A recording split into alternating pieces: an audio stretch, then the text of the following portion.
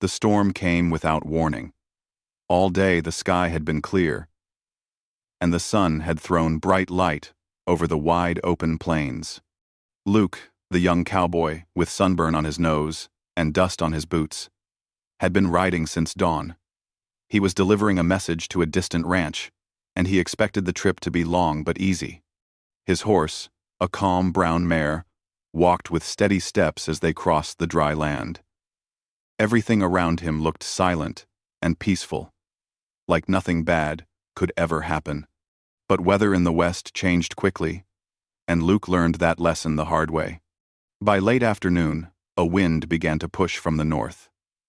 It was small at first, only lifting the edges of Luke's hat. But after a short time, the wind grew stronger. Dark clouds rolled over the sky like heavy blankets being pulled across the land. Luke looked up and frowned. He knew rain was coming, but he did not expect it to be this fast. He tightened his grip on the reins and gently kicked his horse forward, hoping to find some kind of shelter. The first drop of rain hit his arm. Then a second. And then, all at once, the sky opened. Cold rain poured down, soaking him within seconds. His coat clung to his back, and his hat dripped water into his eyes. The wind howled louder, making the trees bend and the grass flatten. Luke knew this storm was dangerous. Many travelers had been lost to storms like this: lightning, mud, sudden flooding. He needed a safe place, and he needed it quickly. He scanned the land with sharp eyes. In the distance, half hidden between a group of short trees, he saw the shape of a small building. It was low to the ground, made of wood and animal hides. Smoke did not rise from it, and there were no horses nearby. To Luke, it looked abandoned or rarely used. At that moment, he did not care what it was. He just needed protection from the rain. He pulled his horse toward it. When he reached the shelter, he slid off his horse and tied the reins to a nearby branch. Rain beat down so hard, it felt like small stones hitting his skin. He pushed aside a flap made of hide and stepped inside. At once, the wind noise softened. The air inside was warm and still. Luke let out a breath of relief and pushed the wet hair out of his face. When he looked around, his eyes widened with surprise. This shelter was not empty. Everything inside was clean and carefully arranged. On one side lay several folded blankets made from soft animal fur. On another side sat baskets filled with herbs and dried berries. There was a clay pot in the corner, and on a wooden table lay a beautifully carved comb and a few small beads. A faint scent of sweet smoke hung in the air, like someone had burned healing herbs not long ago. Luke felt a small worry rise inside him. He had stepped into someone's home, but the storm outside was too strong to move again. He hoped the owner was far away, or perhaps staying elsewhere for the night. Maybe this place was used by travelers. Maybe he could leave before anyone returned. He took off his wet coat and spread it across a wooden chair so it could dry. His boots made soft, squishing sounds as he walked. He rubbed his hands together to warm them and took a seat near the small fire pit in the center. For a few minutes, he listened to the storm. Rain hit the roof in heavy waves, and thunder cracked like a whip. The shelter felt safe, almost too safe. Luke let his guard down, closed his eyes for a moment, and allowed himself to breathe slowly. But then he heard a sound, soft footsteps approaching the entrance. He stood up quickly, heart racing. Before he could react, the hide flap was pulled aside. A young Apache woman stepped inside, shaking off a few drops of rain from her hair. Her long, dark braids fell neatly over her shoulders. She had strong eyes, calm and sharp, and she carried herself with quiet confidence. The moment she saw Luke standing there, her eyes widened. Her breath caught for a second. She froze in place, stunned by the unexpected sight of a stranger, an outsider, inside her private shelter. Luke swallowed hard. He knew this was bad. Entering anyone's personal shelter without permission was a serious mistake. Entering the shelter of an Apache woman, especially without knowing it belonged to her, was even worse. But he had not known. He had only been trying to escape the storm. The woman spoke first. Her voice was steady but clearly surprised. "What are you doing here?" Luke raised his hand slightly, showing he meant no harm. "Ma'am, I'm real sorry. I thought this place was empty.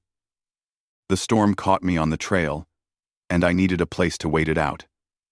I didn't know it belonged to, well, anyone." She stepped further inside and looked around. She could see his coat drying, his boots dripping water, and the small mess he had accidentally made. A traveler's mistake, perhaps. Not an attack. Still, she kept a careful distance. "This is my shelter," she said calmly. Luke closed his eyes for a second, feeling foolish. "I truly didn't know. I'll leave right now if you want." Outside, thunder roared again, shaking the ground slightly. The woman looked at the entrance flap, then at Luke. She seemed to think for a moment. Her eyes softened, but only a little. "No," she said quietly. "The storm is too strong. You'll be hurt if you go back out. You can stay until it calms." Luke blinked in surprise. He had expected anger or fear. Instead, she showed unexpected kindness. "Thank you," he said, his voice honest and grateful. She nodded once but did not smile. She walked past him and set down a small bag she had been holding. Luke stepped aside respectfully. He did not want to make any wrong move. As she worked quietly, she lit a small fire in the pit. Warm orange light filled the shelter, making everything look softer and more peaceful. Luke could see her face more clearly now. She was young but carried herself with the dignity of someone older. Her eyes held intelligence and strength. She moved with a smooth grace that came from years of training and discipline. Luke sat on the opposite side of the fire, keeping a polite distance. He noticed how she carefully arranged her things, showing pride in her space. He wondered what her place was in the tribe. Someone this calm and confident must hold an important role. After a long silence, she finally spoke again. "My name is Tala." Luke nodded politely. "I'm Luke. I'm riding through the area. Just passing by. Didn't mean to trouble you." Luke nodded problem. "I'm Luke nodded problem." She studied him quietly, as if reading the truth in his face. She could see he was tired, soaked, and not dangerous. Still, she remained cautious. For a few minutes, they sat in silence, listening to the crackling fire and the storm outside. Luke watched the flames dance, while his clothes slowly dried. Tala watched him, wondering what kind of man he was. Cowboys were not always trusted by her people. Many came with loud voices and careless attitudes. But Luke seemed different, quiet, humble, and unsure of how to act in her presence. Tala finally spoke again, her voice softer now. "My father is the chief. If others saw you here, they would not understand." Wanting. Luke's heart dropped. The chief's daughter. He had stepped into the shelter of someone very important. He now understood why everything inside looked so carefully kept, and why Tala had reacted with such shock. "I'm sorry," he said again, feeling the weight of his mistake. "I truly didn't know." "I believe you," Tala replied. "But the tribe may not." Luke nodded slowly. He understood the danger, but he also understood something else. Tala had chosen to let him stay. That meant something. She could have forced him out, could have raised her voice, or called others. But she didn't. As the rain continued to fall outside, Luke felt a strange calm settle in the shelter. He felt safe, even though he was in a dangerous situation. Tala's presence, steady and quiet, made the situation less frightening. She poured warm water into a small cup and handed it to him. Luke took it carefully, his fingers brushing hers for just a second. It was a small moment, but it stayed in his mind longer than he expected. "Thank you," he said softly. Tala nodded and sat across from him again. The fire warmed the room, casting gentle shadows on the walls. Luke felt his tired muscles relax. Tala watched him quietly, still unsure why she felt no fear of him.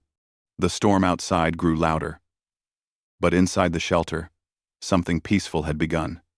Two strangers from different worlds, sharing a fire without speaking much, but understanding enough. And though neither of them knew it yet, this accidental meeting, this simple moment in a storm, would change both of their lives in ways they could not imagine.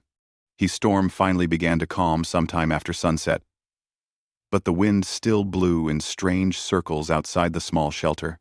Luke and Tala sat on opposite sides of the fire, both quiet, both unsure of what to say next. The warm glow softened the shadows on the walls, and the smell of burning wood mixed gently with the scent of herbs hanging overhead. Luke kept his hands close to the fire, enjoying the heat that soaked into his cold skin. Tala sat with her knees close to her chest, watching him with careful eyes. She was still trying to understand who he was. Cowboys usually walked with loud confidence, but Luke seemed different. He had spoken softly, moved respectfully, and kept his distance without needing to be told. She wondered why he traveled alone, and why fate had brought him into her shelter of all places. Luke noticed her watching him and offered a polite smile. "If you want me to sit somewhere else, just tell me." Tala shook her head. "You are fine where you are." Her voice was calm, but Luke sensed something else behind it, perhaps confusion, perhaps curiosity. He tried to make himself smaller, more respectful. He didn't want to cause her any trouble. A few minutes passed as the fire crackled between them. Luke rubbed his palms together, warming them, then looked up at Tala. "I'm real grateful you let me stay. Most folks would have thrown me back out." Tala looked into the flames. "The storm was too strong. You might have been injured." "That doesn't mean you had to help," Luke said softly. "You still chose to." She didn't answer right away. She wasn't used to people thanking her for simple kindness. In her tribe, helping others was natural, but helping a stranger, especially an outsider, was different. She wasn't sure why she had trusted him so quickly. Something about his eyes, maybe, or the way he didn't pretend to be brave. He had looked truly sorry and truly cold. She finally said, "I did what felt right." Luke nodded. "Still means something to me." Silence settled again, but it wasn't uncomfortable this time. They listened to the soft drumming of rain on the roof, the gentle hiss of burning wood. Tala unbraided one side of her hair slowly, letting it fall loose around her shoulder. Luke tried not to stare, but he couldn't help noticing how the firelight made her hair glow softly. Tala caught him looking, and Luke quickly looked away, embarrassed. But she didn't seem angry. Instead, she spoke in a quieter voice. "You travel far from your home?" Luke nodded. "Most days, yeah. I work for a ranch, about a day's ride from here. Deliver messages, move cattle, fix fences, whatever needs doing." Tala thought about this. She had seen cowboys from afar before, but never sat this close to one. Most of them looked tough, loud, and dusty. Luke looked dusty too, but there was a gentleness in his eyes she didn't expect. "And your family?" she asked. Luke hesitated. "My parents passed some years back. Got a sister, but she's married and moved to town. So, it's mostly just me and my horse." Tala listened carefully. She didn't interrupt, didn't pity him, just let him speak. Luke appreciated that. Sometimes, the quiet understanding of a stranger felt warmer than a loud friend. "What about you?" he asked gently. "You said your father's the chief." Tala nodded slowly. "Yes, I am his daughter. People expect much from me. I must behave well, speak carefully, and always think of the tribe before myself." "That sounds like a lot," Luke said. It is, she admitted. She lifted her eyes to his. Sometimes, it feels like I live inside a world that was chosen for me, not by me. Luke understood that more than she expected. He knew what it felt like to live by rules you never wrote. He leaned back slightly. Must get lonely sometimes. Tala didn't answer, but the quiet expression on her face said enough. Outside, the wind gave one last strong push before falling quieter. The storm was nearly finished. Luke looked toward the entrance flap. When it stops, I can leave. Don't want to trouble you. Longer than needed. Tala's face shifted slightly, a mix of concern and disagreement. You cannot go yet. Not until morning. Luke frowned. Why? The storm's almost over. Her voice took on a serious tone. Because my people walk these grounds at night. If they see you here, alone, they will think you forced your way in. They will not ask questions first. Luke felt a chill not from the air, but from the truth in her words. He wasn't afraid of the Apache people themselves. He was afraid of misunderstanding. And Tala seemed to be the only person willing to understand him. Then I'll stay, he said quietly. If that's what keeps everyone calm. Fruth. When I'll stay. Also. Fruth 3-2. Tala nodded once. She appreciated that he didn't argue or insist on danger. She appreciated his ability to listen. She stood up and walked toward a small wooden chest. She opened it and took out a blanket made of soft animal fur. She placed it near him. For warmth, she said, simply. Thank you, Luke said, taking it gently. The blanket smelled faintly of herbs. It was soft enough to make him realize how cold he'd been. Tala sat back down, still watching him but now with a softer gaze. He placed the blanket over his legs and shoulders. The warmth seeped into his bones, and his tired eyes grew heavier. But he didn't let himself fall asleep yet. He didn't want to disrespect her hospitality. Why are you out here alone? He asked softly. Tala looked around her shelter. This is my place of quiet. I come here to think, to be away from the many voices of the camp. Luke nodded. I get that. Tala raised an eyebrow slightly. Do you? Luke smiled gently. Sometimes the ranch gets loud. All the talk, all the orders. Sometimes I ride out just to hear nothing but the wind. Tala seemed surprised by how much she related to him. Two different worlds, same kind of loneliness. After a moment, she reached for a small pot and poured warm water into another cup. She handed it to him. Drink this. It will help warm you. Luke accepted it. Their fingers brushed lightly again. He felt a small flutter inside his chest, not strong, but warm, like the fire between them. Tala pulled her hand back slowly, her expression unreadable, but her eyes stayed on him longer than before. They talked in soft voices through most of the evening. Not heavy conversations, just small stories about their lives. Luke told her about a horse he once raised from a foal. Tala told him how she learned to track animals with quiet footsteps. He laughed softly at one of her stories, and she looked startled at the sound. Apache men rarely laughed around her. At least, not so freely. As the night deepened, the firelight began to fade. Luke's eyes drooped. Tala noticed and stood to add more wood. Sparks rose up, making small, bright trails in the air. She sat back down, closer to him this time. Not too close, but closer than before.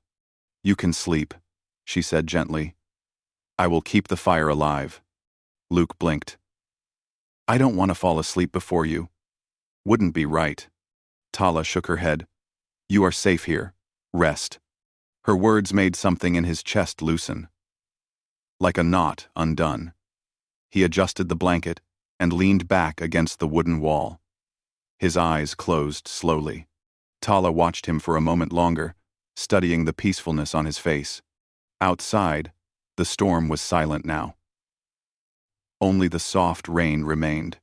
Inside, Luke drifted into sleep, trusting a stranger he had met only hours ago. And Tala, the chief's daughter, stayed awake, listening to the quiet breathing of the cowboy who had entered her shelter by mistake. She didn't know why, but she felt protective of him, not because he needed help, but because something inside her felt calm in his presence.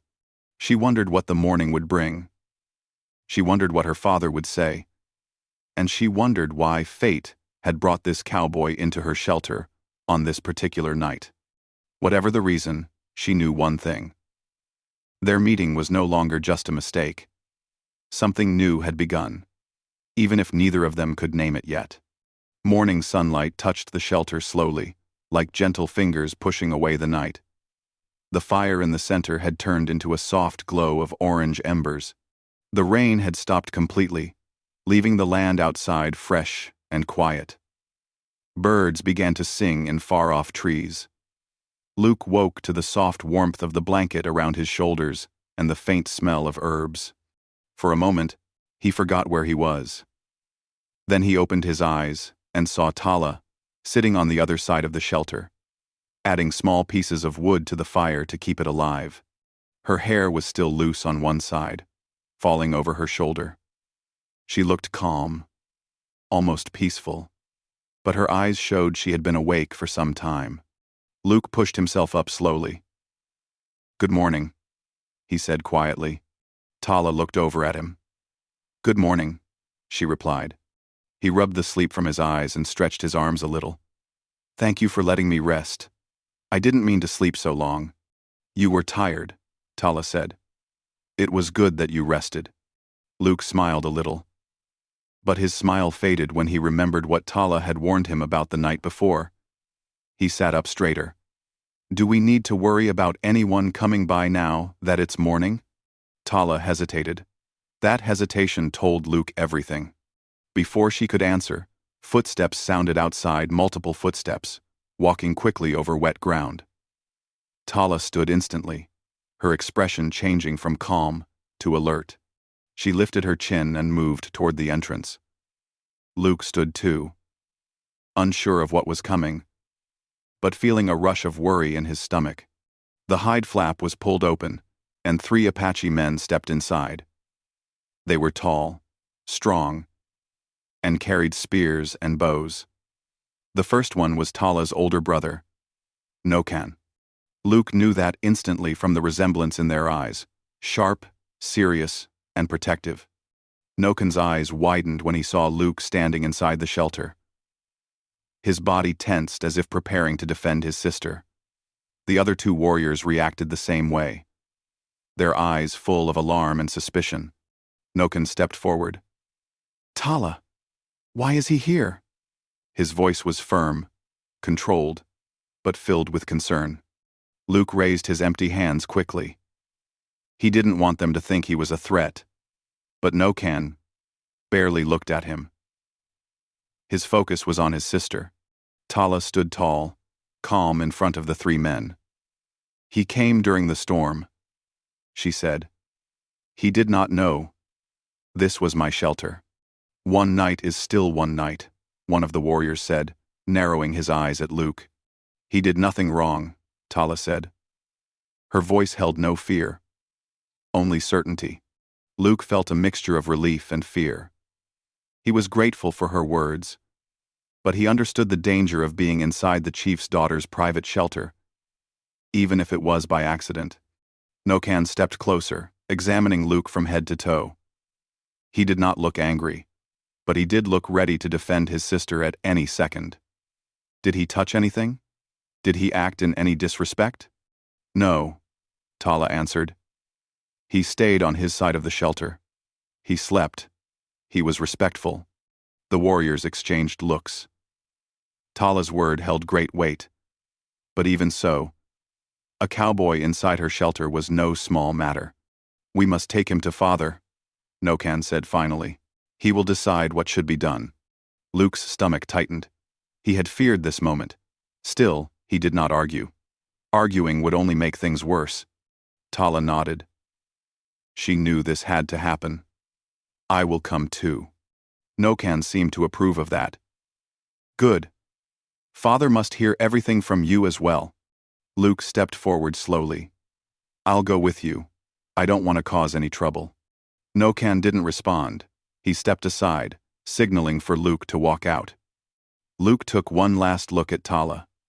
She gave him the slightest nod, a silent promise that she would speak for him. The morning sun was bright, and the wet ground sparkled softly as they walked. The camp was waking up. Smoke rose from early fires, and people were starting their morning work. But when they saw Luke, a cowboy, an outsider walking between warriors and next to the chief's daughter, whispers spread quickly. Children stopped playing. Women, carrying baskets, paused. Men, sharpening tools, looked up with sharp eyes. Everyone stared. Luke felt every gaze. He kept his eyes low and walked carefully, trying to show respect with every step. Tala walked beside him, close enough to show she supported her own words. Nokan led the way. The chief's tent stood in the center of the camp, larger and stronger than all others. Smoke curled from the top, and elders sat outside, discussing the morning news. When they saw Tala and the warriors approaching with a cowboy, they fell silent. Nokan stopped at the entrance. Father, he called, we need your judgment. A deep voice from inside replied. The flap opened, and they stepped in. The chief sat on a large mat, his posture proud and calm. His hair was partly gray, but his eyes were sharp, full of wisdom and strength. He looked first at Tala, then at Luke. Nokan spoke. A stranger was found in Tala's shelter this morning. The chief's expression changed only a little. He looked at Luke carefully, measuring him with his eyes alone. Luke felt as if those eyes could see straight into his heart. Explain, the chief said. Luke stepped forward slightly but kept his head respectfully lowered. Sir, I was caught in the storm last night. I saw the shelter and thought it was abandoned. I had no idea it belonged to your daughter. If I had known, I wouldn't have stepped inside. I meant no disrespect. Tala moved closer. He tells the truth. He came because of the storm. He asked to leave, but I told him it was too dangerous. She looked her father in the eyes, not afraid. She was the kind of daughter who never lied. The chief listened quietly. Then he looked at Luke again. Did you act with respect? Luke nodded. Yes, sir. I kept to myself. Your daughter was kind enough to offer me a place to rest. What did you speak about? The chief asked. Luke took a breath. Just simple things.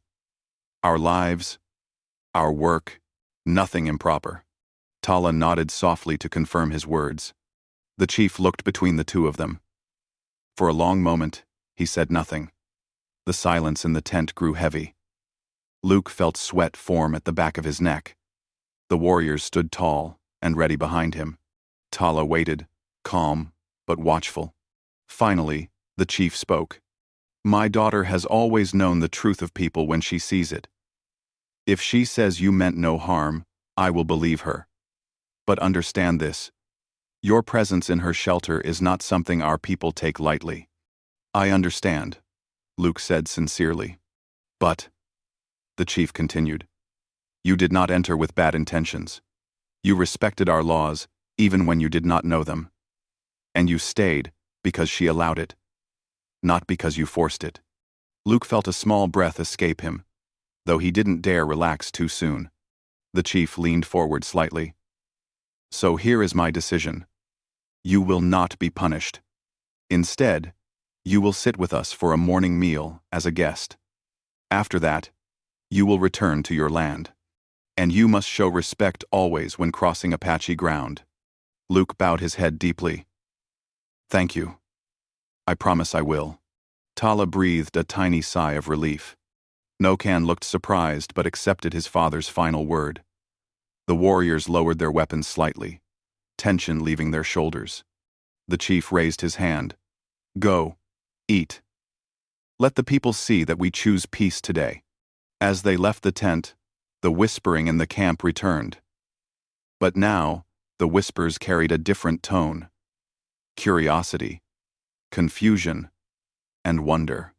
Many villagers had never seen an outsider welcomed so calmly by the chief. Tala walked beside Luke again. "You are safe now." Luke looked toward her, his eyes grateful. She glanced away, trying to hide the small warmth rising in her chest. But Luke saw it anyway.